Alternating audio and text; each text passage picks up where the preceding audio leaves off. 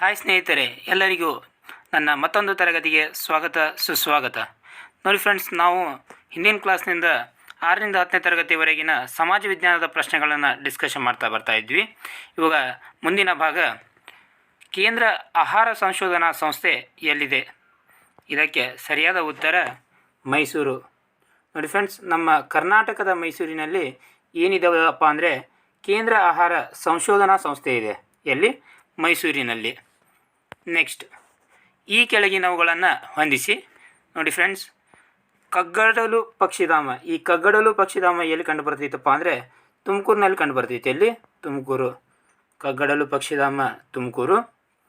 ಜೋಗಿಮಟ್ಟಿ ಅರಣ್ಯಧಾಮ. ಈ ಜೋಗಿಮಟ್ಟಿ ಅರಣ್ಯಧಾಮ ಕಂಡು ಬರುವುದು ಚಿತ್ರದುರ್ಗ ಜಿಲ್ಲೆಯಲ್ಲಿ. ಯಾವ ಜಿಲ್ಲೆ? ಚಿತ್ರದುರ್ಗ ಜಿಲ್ಲೆ. ಇದನ್ನು ಏನಂತ ಕರೀತಾರಪ್ಪ ಅಂದರೆ ಬಡವರ ಊಟಿ ಅಂತ ಕರೀತಾರೆ. ಏನಂತ ಕರೀತಾರೆ? ಬಡವರ ಊಟಿ. ಅದೇ ರೀತಿಯಾಗಿ ರಂಗನತಿಟ್ಟು ಪಕ್ಷಿಧಾಮ. ರಂಗನತಿಟ್ಟು ಪಕ್ಷಿಧಾಮ ಕಂಡುಬರೋದು ಮಂಡ್ಯ ಜಿಲ್ಲೆಯ ಶ್ರೀರಂಗಪಟ್ಟಣ ತಾಲೂಕಿನಲ್ಲಿ. ಹೌದಾ?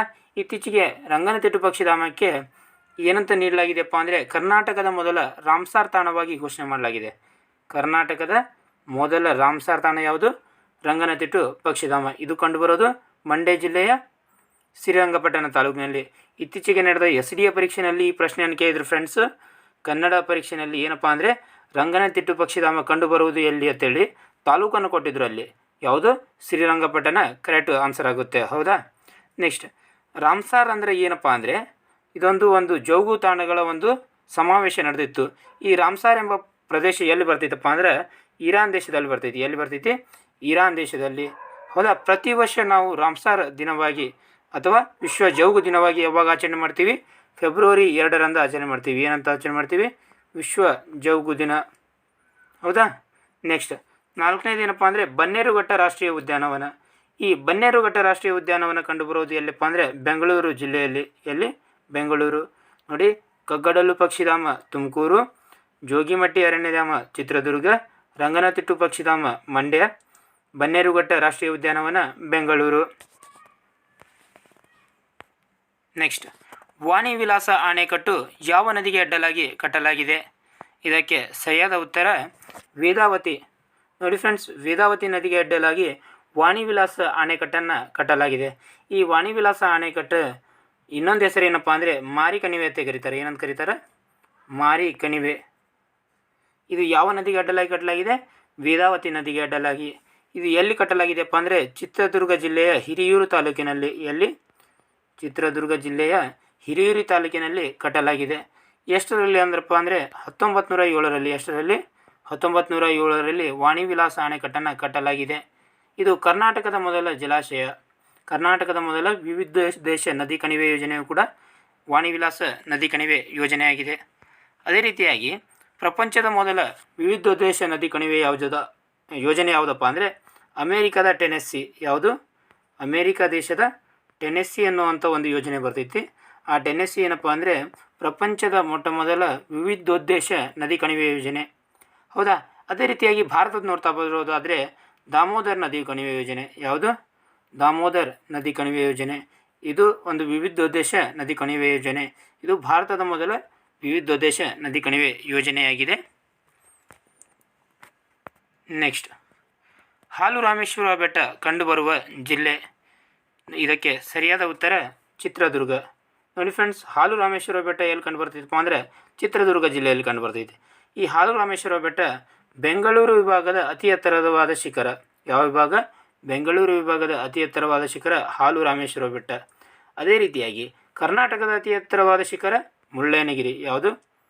ಮುಳ್ಳಯ್ಯನಗಿರಿ. ಎಲ್ಲ ಪಾಯಿಂಟನ್ನು ನೋಟ್ ಮಾಡ್ಕೊಳ್ಳಿ. ಮುಳ್ಳಯ್ಯನಗಿರಿ. ಈ ಮುಳ್ಳಯ್ಯನಗಿರಿ ಎತ್ತರದ ಎಷ್ಟಪ್ಪ ಅಂದರೆ 1913 ಮೀಟರ್. ಕೆಲವೊಂದಿಷ್ಟು ಬುಕ್ನಲ್ಲಿ 1930 ಮೀಟರ್ ಅಂತಲೂ ಕೊಟ್ಟಿದ್ದಾರೆ. ಹೌದಾ? ಅದೇ ರೀತಿಯಾಗಿ ಭಾರತದ ಅತಿ ಎತ್ತರವಾದ ಶಿಖರ K2 ಅಂತಲೂ ಕರೀತಾರೆ. ಮೌಂಟ್ ಗಾಡ್ವಿನ್ ಆಸ್ಟಿನ್ ಅಂತಲೂ ಕರೀತಾರೆ. ಇದರ ಎತ್ತರ 8611 ಮೀಟರ್. ಪ್ರತಿಯೊಂದು ಪಾಯಿಂಟ್ನ ನೋಟ್ ಮಾಡ್ಕೊಳ್ಳಿ. ನೆಕ್ಸ್ಟ್, ಪ್ರಪಂಚದ ಅತಿ ಎತ್ತರವಾದ ಶಿಖರ. ಈಗೆಲ್ಲ ನೋಡಿವಿ, ಪ್ರಪಂಚದ ಒಂದು ನೋಡ್ಬಿಡೋಣ. ಅದು ಯಾವುದು? Mount Everest. ಈ ಮೌಂಟ್ ಎವರೆಸ್ಟ್ ಎಲ್ಲಿ ಕಂಡು ಬರ್ತೈತಪ್ಪ ಅಂದರೆ ನೇಪಾಳ ಮತ್ತು ಟಿಬೆಟ್ನ ಮಧ್ಯಭಾಗದಲ್ಲಿ ಕಂಡು ಬರ್ತೈತಿ. ಇದರ ಎತ್ತರ 8848 86 ಮೀಟರ್ ಎತ್ತರವಾಗೈತಿ. ಹೌದಾ. ನೆಕ್ಸ್ಟ್, ಮತ್ಯಾಲ್ಮಡು ಜಲಾಶಯ ಇರುವುದು. ಇದಕ್ಕೆ ಸರಿಯಾದ ಉತ್ತರ ಬೆಂಗಳೂರು. ಮತ್ಯಾಲ್ಮಡು ಜಲಾಶಯ ಎಲ್ಲಿ ಕಂಡುಬರ್ತೈತಪ್ಪ ಅಂದ್ರೆ ಬೆಂಗಳೂರು ಜಿಲ್ಲೆಯಲ್ಲಿ ಕಂಡುಬರುತ್ತೆ. ವಿಶ್ವೇಶ್ವರಯ್ಯ ಕಬ್ಬಿಣ ಮತ್ತು ಉಕ್ಕಿನ ಕಾರ್ಖಾನೆ ಸ್ಥಾಪನೆಗೊಂಡ ವರ್ಷ. ಇದಕ್ಕೆ ಸರಿಯಾದ ಉತ್ತರ 1523. ನೋಡಿ ಫ್ರೆಂಡ್ಸ್, ವಿಶ್ವೇಶ್ವರಯ್ಯ ಕಬ್ಬಿಣ ಮತ್ತು ಉಕ್ಕಿನ ಕಾರ್ಖಾನೆ ಸ್ಥಾಪನೆಗೊಂಡ ವರ್ಷ ಎಷ್ಟು? 1923ರಲ್ಲಿ ಸ್ಥಾಪನೆಗೊಳ್ಳುತ್ತೆ. ಇದು ಎಲ್ಲಿ ಸ್ಥಾಪನೆಗೊಳ್ಳುತ್ತೆ ಅಂದರೆ ಶಿವಮೊಗ್ಗ ಜಿಲ್ಲೆಯ ಭದ್ರಾವತಿಯಲ್ಲಿ ಸ್ಥಾಪನೆಗೊಳ್ಳುತ್ತೆ. ಎಲ್ಲಿ? ಶಿವಮೊಗ್ಗ ಜಿಲ್ಲೆಯ ಭದ್ರಾವತಿ. ಇದನ್ನು ಸ್ಥಾಪಿಸಿದವರು ಯಾರು? ವಿಶ್ವೇಶ್ವರಯ್ಯನವರು. ವಿಶ್ವೇಶ್ವರಯ್ಯನವರು ಏನು ಭದ್ರಾವತಿಯಲ್ಲಿ ಕಬ್ಬಿಣ ಮತ್ತು ಉಕ್ಕಿನ ಕಾರ್ಖಾನೆಯನ್ನು ಸ್ಥಾಪನೆ ಮಾಡ್ತಾರಲ್ಲ, ಅವರ ನೆನಪಿಗಾಗಿ ತದನಂತರ ಅದಕ್ಕೆ ವಿಶ್ವೇಶ್ವರಯ್ಯ ಕಬ್ಬಿಣ ಮತ್ತು ಉಕ್ಕಿನ ಕಾರ್ಖಾನೆ ಅಂತೇಳಿ ಹೆಸರಿಡಲಾಯಿತು. ಹೌದಾ. ಅದೇ ಪ್ಲೇಸ್ನಲ್ಲಿ ನಂತರ ಏನು 1936ರಲ್ಲಿ ಕಾಗದ ಕಾರ್ಖಾನೆಯು ಕೂಡ ಸ್ಥಾಪನೆ ಆಗ್ತೈತಿ. ಎಲ್ಲಿ? ಇದೇ ಭದ್ರಾವತಿಯಲ್ಲಿ. ಹೌದಾ.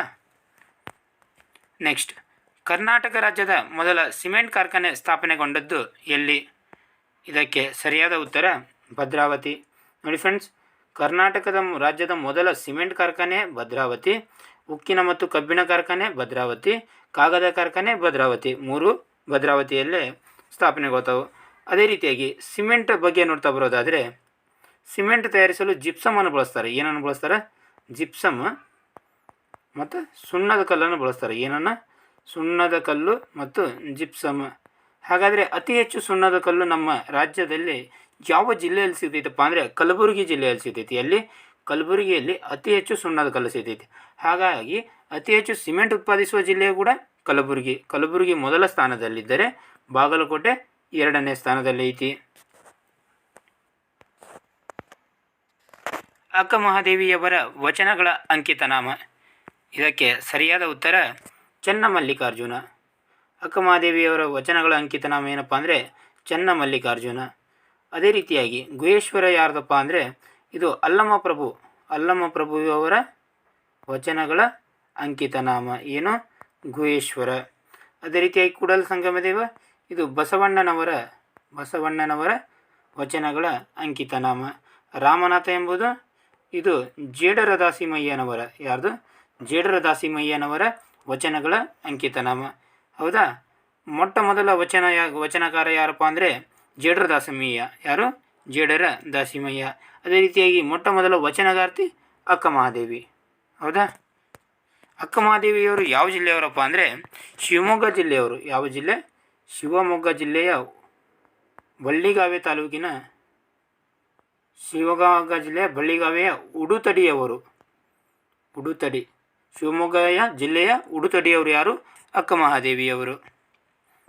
ನೆಕ್ಸ್ಟ್, ಅಲ್ಲಂ ಪ್ರಭು ಈ ಕೆಳಗಿನ ಯಾವ ಜಿಲ್ಲೆಗೆ ಸೇರಿದವರು? ಇದಕ್ಕೆ ಸರಿಯಾದ ಉತ್ತರ ಶಿವಮೊಗ್ಗ. ಇವರು ಕೂಡ ಅಲ್ಲಂ ಪ್ರಭು ಅವರು ಶಿವಮೊಗ್ಗ ಜಿಲ್ಲೆಯ ಬಳ್ಳಿಗಾವೆಯವರು. ಎಲ್ಲವರು? ಶಿವಮೊಗ್ಗ ಜಿಲ್ಲೆಯ ಬಳ್ಳಿಗಾವೆ. ನಾಟಕ ರತ್ನ, ನಾಟಕ ಸಾರ್ವಭೌಮ ಬಿರುದುಗಳನ್ನು ಹೊಂದಿದ್ದವರು ಡ್ಯಾಶ್. ಇದಕ್ಕೆ ಸರಿಯಾದ ಉತ್ತರ ಗುಬ್ಬಿ ವೀರಣ್ಣ. ಗುಬ್ಬಿ ವೀರಣ್ಣರವರಿಗೆ ನಾಟಕ ರತ್ನ ಮತ್ತು ನಾಟಕ ಸಾರ್ವಭೌಮ ಎಂಬ 2 ಬಿರುದುಗಳಿದ್ದವು. ಯಾರಿಗೆ? ಗುಬ್ಬಿ ವೀರಣ್ಣನವರಿಗೆ. ನೆಕ್ಸ್ಟ್, ಈ ಕೆಳಗಿನ ಯಾವ ಕವಿಗೆ ಜ್ಞಾನಪೀಠ ಪ್ರಶಸ್ತಿ ದೊರೆತಿಲ್ಲ? ನೋಡಿ ಫ್ರೆಂಡ್ಸ್, ಕನ್ನಡದಲ್ಲಿ ಒಟ್ಟು 8 ಜನರಿಗೆ ಜ್ಞಾನಪೀಠ ಪ್ರಶಸ್ತಿ ದೊರೆತಿದೆ. ಎಷ್ಟು ಜನರಿಗೆ? 8 ಜನರಿಗೆ. ಈ ಕೆಳಗಿನವುಗಳಲ್ಲಿ ಯಾರಿಗೆ ದೊರೆತಿಲ್ಲಪ್ಪ ಅಂದರೆ ದೊಡ್ಡರಂಗೇಗೌಡರಿಗೆ ದೊರೆತಿಲ್ಲ. ಯಾರಿಗೆ ದೊರೆತಿಲ್ಲ? ದೊಡ್ಡರಂಗೇಗೌಡರಿಗೆ. ಹೌದಾ. ಮೊಟ್ಟ ಮೊದಲಿಗೆ ಜ್ಞಾನಪೀಠ ಪ್ರಶಸ್ತಿ ಕನ್ನಡದಲ್ಲಿ ಯಾರಿಗೆ ಸಿಕ್ತು? ಕುವೆಂಪು ಅವರಿಗೆ ಸಿಕ್ತು. ಎಷ್ಟರಲ್ಲಿ? 1967ರಲ್ಲಿ. ಯಾವ ಕೃತಿ? ಶ್ರೀ ರಾಮಾಯಣ ದರ್ಶನಂ ಕೃತಿ. ನೆಕ್ಸ್ಟ್ ಸಿಕ್ಕಿದ್ದು ದ.ರಾ ಬೇಂದ್ರೆ. ದ.ರಾ ಬೇಂದ್ರೆ ಅವರಿಗೆ ಯಾವ ಕೃತಿಗೆ? 4 ತಂತಿ ಕೃತಿಗೆ. 4 ತಂತಿ ಯಾವಾಗ? 1973ರಲ್ಲಿ. ನೆಕ್ಸ್ಟ್ ಶಿವರಾಮ್ ಕಾರಂತ್ ಅವರ ಯಾವ ಕೃತಿ? ಮುಖಜ್ಜಿಯ ಕನಸುಗಳು ಕೃತಿ. ನೆಕ್ಸ್ಟ್ ಮಾಸ್ತಿ ವೆಂಕಟೇಶ ಅಯ್ಯಂಗಾರ್ ಇವರ ಚಿಕ್ಕ ವೀರರಾಜೇಂದ್ರ ಕೃತಿಗೆ. ಅದೇ ರೀತಿಯಾಗಿ ವಿಕ್ರು ಗೋಕಾಕ್ ಇವರ ಭಾರತ ಸಿಂಧುರಶ್ಮಿ ಕೃತಿಗೆ ಜ್ಞಾನಪೀಠ ಪ್ರಶಸ್ತಿ ದೊರೆತೈತಿ. Next U R Ananthamurthy, Girish Karnad, ಅದೇ ರೀತಿಯಾಗಿ ಚಂದ್ರಶೇಖರ್ ಕಂಬಾರ. ಟೋಟಲ್ 8 ಜನರಿಗೆ ಏನಾಗೈತಿ? ಜ್ಞಾನಪೀಠ ಪ್ರಶಸ್ತಿ ದೊರೆತೈತಿ. ಯಾವುದರಲ್ಲಿ? ಕನ್ನಡದಲ್ಲಿ. ಹೌದಾ. ನೆಕ್ಸ್ಟ್, ಕನ್ನಡದ ಮೊದಲ ವಾಕ್ಚಿತ್ರ ಇದಕ್ಕೆ ಸರಿಯಾದ ಉತ್ತರ ಸತಿ ಸುಲೋಚನ. ಸತಿ ಸುಲೋಚನ ಎಂಬುದು ಕನ್ನಡದ ಮೊಟ್ಟ ಮೊದಲ ವಾಕ್ಚಿತ್ರವಾಗಿದೆ. ಇದರ ನಾಯಕ ನಟ ಯಾರಪ್ಪ ಅಂದರೆ ಸುಬ್ಬಣ್ಣ ನಾಯ್ಡು. ಯಾರು? ಸುಬ್ಬಣ್ಣ. ಈ ಸುಬ್ಬಣ್ಣ ನಾಯ್ಡು ಅವರು ಏನಪ್ಪ ಅಂದರೆ ಕನ್ನಡದ ಮೊದಲ ವಾಕ್ಚಿತ್ರದ ಆದಂಥ ಸತಿ ಸುಲೋಚನದ ನಾಯಕ ನಟರು. ನೆಕ್ಸ್ಟ್, ಎಚ್ ಎಲ್ ನಾಗೇಗೌಡ ಅವರು ಜಾನಪದ ಲೋಕವನ್ನು ಎಲ್ಲಿ ಸ್ಥಾಪಿಸಿದ್ದಾರೆ? ಇದಕ್ಕೆ ಸರಿಯಾದ ಉತ್ತರ ರಾಮನಗರ. ಎಚ್ ಎಲ್ ನಾಗೇಗೌಡರು ಏನು ಮಾಡ್ತಾರಪ್ಪ ಅಂದರೆ ಜಾನಪದ ಲೋಕ ಎಂಬ ಒಂದು ಸಂಘವನ್ನು ಎಲ್ಲಿ ಸ್ಥಾಪನೆ ಮಾಡ್ತಾರೆ? ರಾಮನಗರದಲ್ಲಿ ಸ್ಥಾಪನೆ ಮಾಡ್ತಾರೆ. ಕರಗ ಉತ್ಸವ ನಡೆಯುವ ಸ್ಥಳ. ನೋಡಿ ಫ್ರೆಂಡ್ಸ್, ಈ ಉತ್ಸವಗಳು ಪ್ರತಿ ಪೇಪರ್ಗೂ ಕೂಡ ಇಂಪಾರ್ಟೆಂಟ್ ಆಗುತ್ತೆ. ಪ್ರತಿಯೊಂದು ಎಕ್ಸಾಮ್ನಲ್ಲೂ ಕೂಡ ಒಂದು ಉತ್ಸವದ ಬಗ್ಗೆ ಕೇಳಿರ್ತಾರೆ, ಹೌದಾ? ಕರಗ ಉತ್ಸವ ನಡೆಯುವ ಸ್ಥಳ ಬೆಂಗಳೂರು. ಎಲ್ಲಿ ನಡೀತೈತಿ? ಪ್ರತಿ ವರ್ಷ ಕರಗ ಉತ್ಸವ ಬೆಂಗಳೂರಿನಲ್ಲಿ ನಡೀತೈತಿ. ಅದೇ ರೀತಿಯಾಗಿ ವಿಜಯಪುರದಲ್ಲಿ ನಡೆಯುವ ಉತ್ಸವ ನವರಸಪುರ ಉತ್ಸವ. ಯಾವುದು? ನವರಸಪುರ ಉತ್ಸವ. ಅದೇ ರೀತಿಯಾಗಿ ಮುಧೋಳ್ನಲ್ಲಿ ನಡೆಯೋದು ರನ್ನ ಉತ್ಸವ. ಬನವಾಸಿಯಲ್ಲಿ ಕದಂಬ ಉತ್ಸವ. ಯಾವ ಉತ್ಸವ? ಕದಂಬ ಉತ್ಸವ. ಈ ರೀತಿಯಾಗಿ ಬೇರೆ ಬೇರೆ ಸ್ಥಳಗಳಲ್ಲಿ ಬೇರೆ ಬೇರೆ ಉತ್ಸವಗಳು ನಡೀತವೆ. ಬೆಳಗಾವಿನಲ್ಲಿ ಕಿತ್ತೂರು ಉತ್ಸವ, ಹೌದಾ? Next, sir C V Raman ಅವರಿಗೆ ಯಾವ ಕ್ಷೇತ್ರದಲ್ಲಿ ನೊಬೆಲ್ ಪ್ರಶಸ್ತಿ ದೊರೆತಿದೆ? ಇದಕ್ಕೆ ಸರಿಯಾದ ಉತ್ತರ ನೋಡ್ತಾ ಬರೋದಾದರೆ ಭೌತಶಾಸ್ತ್ರ ವಿಭಾಗ. ನೋಡಿ friends, sir C V Raman ಅವರು 1928ರಲ್ಲಿ ಏನು ಮಾಡ್ತಾರಪ್ಪ ಅಂದರೆ ಬೆಳಕಿನ ಚದುರುವಿಕೆಯನ್ನು ಕಂಡುಹಿಡಿತಾರೆ. ಬೆಳಕಿನ ಚದುರುವಿಕೆಯನ್ನು 1928ರಲ್ಲಿ ಏನು ಕಂಡುಹಿಡಿತಾರಲ್ಲ, ತದನಂತರ 1930ರಲ್ಲಿ ಅವರಿಗೆ ಭೌತಶಾಸ್ತ್ರ ವಿಭಾಗದಲ್ಲಿ ನೊಬೆಲ್ ಪ್ರಶಸ್ತಿ ದೊರೆತೈತಿ. ಯಾವ ವಿಭಾಗ? ಭೌತಶಾಸ್ತ್ರ ವಿಭಾಗದಲ್ಲಿ ನೊಬೆಲ್ ಪ್ರಶಸ್ತಿ. ಹಾಗಾದರೆ ಏಷ್ಯಾದಲ್ಲಿ ನೊಬೆಲ್ ಪ್ರಶಸ್ತಿ ಪಡೆದ ಮೊಟ್ಟ ಮೊದಲ ವ್ಯಕ್ತಿ ಯಾರಪ್ಪ ಅಂದರೆ ರವೀಂದ್ರನಾಥ್ ಟ್ಯಾಗೋರ್. ಯಾರು? ರವೀಂದ್ರನಾಥ್ ಟ್ಯಾಗೋರ್. ಯಾವ ಕ್ಷೇತ್ರಕ್ಕೆ ನೀಡಲಾಗುತ್ತೈತಪ್ಪ ಅಂದರೆ ಸಾಹಿತ್ಯ ಕ್ಷೇತ್ರಕ್ಕೆ. ಎಷ್ಟರಲ್ಲಿ? 1913ರಲ್ಲಿ. ಯಾವ ಕೃತಿ ಅಂದರೆ ಗೀತಾಂಜಲಿ ಕೃತಿ. ಯಾವ ಕೃತಿ? ರವೀಂದ್ರನಾಥ್ ಟ್ಯಾಗೋರ್ ಅವರ ಗೀತಾಂಜಲಿ ಕೃತಿಗೆ 1913ರಲ್ಲಿ ಸಾಹಿತ್ಯ ವಿಭಾಗದಲ್ಲಿ ನೊಬೆಲ್ ಪ್ರಶಸ್ತಿ ದೊರೆತೈತಿ. ಇವರು ಏಷ್ಯಾದಲ್ಲೇ ನೊಬೆಲ್ ಪ್ರಶಸ್ತಿ ಪಡೆದ ಮೊಟ್ಟ ಮೊದಲ ವ್ಯಕ್ತಿ. ನೆಕ್ಸ್ಟ್, ಮೈಸೂರು ರಾಜ್ಯದ ಮೊದಲ ಮುಖ್ಯಮಂತ್ರಿ ಡ್ಯಾಶ್. ಇದಕ್ಕೆ ಸರಿಯಾದ ಉತ್ತರ K C Reddy. K C Reddy ಅವರು ಏನು ಮಾಡ್ತಾರಪ್ಪ ಅಂದರೆ ಮೈಸೂರು ರಾಜ್ಯದ ಮೊದಲ ಮುಖ್ಯಮಂತ್ರಿಯಾಗಿ ನೇಮಕ ಆಗ್ತಾರೆ. ಅದೇ ರೀತಿಯಾಗಿ ವಿಶಾಲ ಮೈಸೂರು ರಾಜ್ಯದ ಮೊದಲ ಮುಖ್ಯಮಂತ್ರಿ ಎಸ್ ನಿಜಲಿಂಗಪ್ಪ. ವಿಶಾಲ ಮೈಸೂರು ರಾಜ್ಯದ ಮೊದಲ ಮುಖ್ಯಮಂತ್ರಿ ಎಸ್ ನಿಜಲಿಂಗಪ್ಪ. ಅದೇ ರೀತಿಯಾಗಿ ಮೈಸೂರು ರಾಜ್ಯವು ಕರ್ನಾಟಕ ಎಂದು ನಾಮಕರಣಗೊಂಡಾಗ ಇದ್ದ ಮುಖ್ಯಮಂತ್ರಿ ಡಿ ದೇವರಾಜ ಅರಸ್. ಹಾಗಾದರೆ ವಿಶಾಲ ಮೈಸೂರು ರಾಜ್ಯ ಅಂದರೆ 1956 ನವೆಂಬರ್ 1ರಂದು ವಿಶಾಲ ಮೈಸೂರು ರಾಜ್ಯ ನಿರ್ಮಾಣವಾಗುತ್ತೆ. ಅದೇ ರೀತಿಯಾಗಿ ಕರ್ನಾಟಕ ಎಂದು ಮರುನಾಮಕರಣಗೊಂಡದ್ದು 1973 ನವೆಂಬರ್ 1ರಂದು, ಹೌದಾ? ಅದೇ ರೀತಿಯಾಗಿ ಕೆಂಗಲ್ ಹನುಮಂತಯ್ಯ ಅವರ ಬಗ್ಗೆ ನೋಡ್ತಾ ಬರೋದಾದರೆ ಇವರು ಮೈಸೂರು ರಾಜ್ಯದ 2ನೇ ಮುಖ್ಯಮಂತ್ರಿ. ಮತ್ತು ಇವರ ಆಳ್ವಿಕೆಯಲ್ಲಿ ಏನಾಗುತ್ತಪ್ಪ ಅಂದರೆ ವಿಧಾನಸೌಧ ನಿರ್ಮಾಣ ಆಗುತ್ತೆ. ಯಾವುದು? ವಿಧಾನಸೌಧ ಯಾರ ಆಳ್ವಿಕೆಯಲ್ಲಿ ನಿರ್ಮಾಣ ಆಗುತ್ತೆ ಅಂದರೆ ಕೆಂಗಲ್ ಹನುಮಂತಯ್ಯನವರ ಆಳ್ವಿಕೆಯಲ್ಲಿ ವಿಧಾನಸೌಧ ನಿರ್ಮಾಣ ಆಗುತ್ತೆ. ಈ ವಿಧಾನಸೌಧ ಎಲ್ಲಿ ಕಂಡುಬರ್ತೈತಪ್ಪ ಅಂದರೆ ಬೆಂಗಳೂರಿನಲ್ಲಿ ಕಂಡುಬರ್ತೈತೆ. ವಿಧಾನಸೌಧ ಬೆಂಗಳೂರು, ವಿಕಾಸಸೌಧ ಬೆಂಗಳೂರು, ಸುವರ್ಣಸೌಧ ಬೆಳಗಾವಿ, ಹೌದಾ? ನೆಕ್ಸ್ಟ್, ಹಿಪ್ಪು ನೇರಳೆ ಎಲೆಯು ಯಾವ ಉದ್ದಿಮೆಗೆ ಕಚ್ಚಾ ಸಾಮಗ್ರಿಯಾಗಿದೆ? ಇದಕ್ಕೆ ಸರಿಯಾದ ಉತ್ತರ ರೇಷ್ಮೆ. ಹಿಪ್ಪು ನೇರಳೆ ಎಂಬ ಎಲೆ ಇರ್ತಿತ್ತಲ್ಲ, ಅದು ಯಾವ ಉದ್ದಿಮೆಗೆ ಕಚ್ಚಾ ಸಾಮಗ್ರಿಯಾಗಿದೆ ಅಂದರೆ ರೇಷ್ಮೆಗೆ ಕಚ್ಚಾ ಸಾಮಗ್ರಿಯಾಗಿದೆ. ನೆಕ್ಸ್ಟ್, ಮೈಸೂರು ವಿಭಾಗದಲ್ಲಿ ಎಷ್ಟು ಜಿಲ್ಲೆಗಳಿವೆ? ಮೈಸೂರು ವಿಭಾಗದಲ್ಲಿ ಎಷ್ಟು ಜಿಲ್ಲೆಗಳದವಪ್ಪ ಅಂದರೆ 8 ಜಿಲ್ಲೆಗಳದವು. ನೋಡಿ, ಟೋಟಲ್ ಕರ್ನಾಟಕದಲ್ಲಿರುವಂಥ ಜಿಲ್ಲೆಗಳ ಸಂಖ್ಯೆ 31, ಹೌದಾ? 31ನೇ ಜಿಲ್ಲೆಯಾಗಿ ಯಾವುದಪ್ಪ ಅಂದರೆ ವಿಜಯನಗರ ಜಿಲ್ಲೆ. ಯಾವ ಜಿಲ್ಲೆ? ವಿಜಯನಗರ. ಈ ವಿಜಯನಗರ ಜಿಲ್ಲೆ ಯಾವ ಜಿಲ್ಲೆಯಿಂದ ವಿಭಾಗ ಆಯಿತು ಅಂದರೆ ಬಳ್ಳಾರಿ ಜಿಲ್ಲೆಯಿಂದ ವಿಭಾಗ ಆಯಿತು. ಯಾವ ಜಿಲ್ಲೆಯಿಂದ? ಬಳ್ಳಾರಿ ಜಿಲ್ಲೆಯಿಂದ, ಹೌದಾ? ಮೈಸೂರು ವಿಭಾಗದಲ್ಲಿ ಪ್ರಸ್ತುತ ಎಷ್ಟು ಜಿಲ್ಲೆಗಳದವು? 8 ಅದಾವು. ಬೆಳಗಾವಿ ವಿಭಾಗದಲ್ಲಿ 9, ಕಲಬುರಗಿ ವಿಭಾಗದಲ್ಲಿ 7, ಅದೇ ರೀತಿಯಾಗಿ ಬೆಳಗಾವಿ ವಿಭಾಗದಲ್ಲಿ 7, ಟೋಟಲ್ 31 ಜಿಲ್ಲೆಗಳು. ನೆಕ್ಸ್ಟ್, ಪೌರಾಣಿಕವಾಗಿ ಮೈಸೂರನ್ನು ಏನೆಂದು ಕರೆಯಲಾಗುತ್ತಿತ್ತು? ಪೌರಾಣಿಕವಾಗಿ ಮೈಸೂರನ್ನು ಏನಂತ ಕರೆಯಲಾಗ್ತಿತ್ತು ಅಂದರೆ ಮಹಿಷನಾಡು ಅಂತ ಕರೆಯಲಾಗ್ತಿತ್ತು. ಏನಂತ ಕರೆಯಲಾಗ್ತಿತ್ತು? ಮಹಿಷನಾಡು. ಇದೇ ರೀತಿಯಾಗಿ ಬೇರೆ ಬೇರೆ ನಗರಗಳಿಗೆ ಬೇರೆ ಬೇರೆ ಹೆಸರಿಂದ ಕರೆಯಲಾಗ್ತಿತ್ತು. ಇದೇ ರೀತಿಯಾಗಿ ಬೆಂದ ಕಾಳೂರು ಅಂತ ಯಾವುದಕ್ಕೆ ಕರಿತಿದ್ರು ಅಂದರೆ ಬೆಂಗಳೂರಿಗೆ ಕರೀತಿದ್ರು. ಯಾವುದಕ್ಕೆ? ಬೆಂಗಳೂರಿಗೆ ಬೆಂದ ಕಾಳೂರು.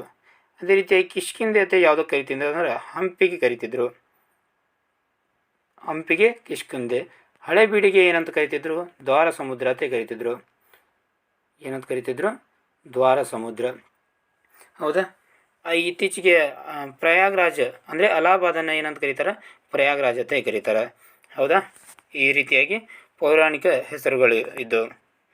ನೆಕ್ಸ್ಟ್, ಈ ಕೆಳಗಿನ ಯಾವ ಜಿಲ್ಲೆಯು ಕರಾವಳಿ ತೀರವನ್ನು ಹೊಂದಿಲ್ಲ? ಇದಕ್ಕೆ ಸರಿಯಾದ ಉತ್ತರ ಬೀದರ್. ನೋಡಿ ಫ್ರೆಂಡ್ಸ್, ಕರ್ನಾಟಕದ ಟೋಟಲ್ 3 ಜಿಲ್ಲೆಗಳು ಏನು ಮಾಡ್ಯಾವು? ಕರಾವಳಿ ತೀರವನ್ನು ಹೊಂದ್ಯಾವು. ಯಾವ್ಯಾವಪ್ಪ ಅಂದರೆ ಉಡುಪಿ, ದಕ್ಷಿಣ ಕನ್ನಡ, ಉತ್ತರ ಕನ್ನಡ. ಟೋಟಲ್ ಕರ್ನಾಟಕವು ಎಷ್ಟು ಕಿಲೋಮೀಟರ್ ಉದ್ದದ ಕರಾವಳಿ ತೀರವನ್ನು ಹೊಂದಿದೆ ಅಂದರೆ 320 ಕಿಲೋಮೀಟರ್. ಎಷ್ಟು ಕಿಲೋಮೀಟರ್? 320 ಕಿಲೋಮೀಟರ್ ಉದ್ದದ ಕರಾವಳಿ ತೀರವನ್ನು ಹೊಂದಿದೆ. ಯಾವುದು? ಕರ್ನಾಟಕ. ಅತಿ ಹೆಚ್ಚು ಕರಾವಳಿ ತೀರವನ್ನು ಹೊಂದಿರುವಂಥ ರಾಜ್ಯ ಯಾವುದಪ್ಪ ಅಂದರೆ ಗುಜರಾತ್. ಯಾವುದು? ಗುಜರಾತ್. ಗುಜರಾತ್ 1600 ಕಿಲೋಮೀಟರ್ 1600 ಕಿಲೋಮೀಟರ್ ಕರಾವಳಿ ತೀರವನ್ನು ಹೊಂದೈತಿ. ಅತಿ ಕಡಿಮೆ ಹೊಂದಿರೋದು ಗೋವಾ. ಗೋವಾ ಎಷ್ಟಪ್ಪ ಅಂದರೆ 100 ಕಿಲೋಮೀಟರ್ ಕರಾವಳಿ ತೀರವನ್ನು ಹೊಂದಿದೆ. ಹಾಗಾದರೆ ಭಾರತದ ಎಷ್ಟು ರಾಜ್ಯಗಳು ಕರಾವಳಿ ತೀರವನ್ನು ಹೊಂದಿದ್ದೇವೆ ಅಂದರೆ 9 ರಾಜ್ಯಗಳು ಕರಾವಳಿ ತೀರವನ್ನು ಹೊಂದಿವೆ. ಎಷ್ಟು? 9. ಹಾಗಾದರೆ ಭಾರತದ ಒಟ್ಟು ಕರಾವಳಿಯ ಉದ್ದ ನೋಡ್ತಾ ಬರೋದಾದರೆ 6100 ಕಿಲೋಮೀಟರ್. ಇದು ಕೇವಲ ರಾಜ್ಯಗಳನ್ನು ಒಳಗೊಂಡು 6100 ಕಿಲೋಮೀಟರ್. ಕೇಂದ್ರಾಡಳಿತ ಪ್ರದೇಶ ಹಾಗೂ ದ್ವೀಪಗಳನ್ನು ಒಳಗೊಂಡು 7516.6 ಕಿಲೋಮೀಟರ್. ನೋಡಿ, ಕೇವಲ ರಾಜ್ಯಗಳನ್ನು ಒಳಗೊಂಡಂತೆ 6100 ಕಿಲೋಮೀಟರ್ ಭಾರತದ ಕರಾವಳಿಯ ಉದ್ದ, ದ್ವೀಪಗಳನ್ನು ಒಳಗೊಂಡಂತೆ 7516.6 ಕಿಲೋಮೀಟರ್. ಇದಿಷ್ಟು ಏನಾಗಿತ್ತಪ್ಪ ಅಂದರೆ 6ರಿಂದ 10ನೇ ತರಗತಿಯವರೆಗಿನ ಸಮಾಜ ವಿಜ್ಞಾನದ ಪ್ರಶ್ನೆಗಳ ಡಿಸ್ಕಷನ್ ಕ್ಲಾಸ್ ಆಗಿತ್ತು. ಇದೇ ರೀತಿಯಾಗಿ ಬೇರೆ ಬೇರೆ ಕ್ಲಾಸ್ಗಳಿಗಾಗಿ ನಮ್ಮ ಚಾನಲನ್ನು ಸಬ್ಸ್ಕ್ರೈಬ್ ಮಾಡ್ಕೊಳ್ಳಿ, ಲೈಕ್ ಮಾಡಿ ಹಾಗೂ ಶೇರ್ ಮಾಡಿ. ಧನ್ಯವಾದಗಳು.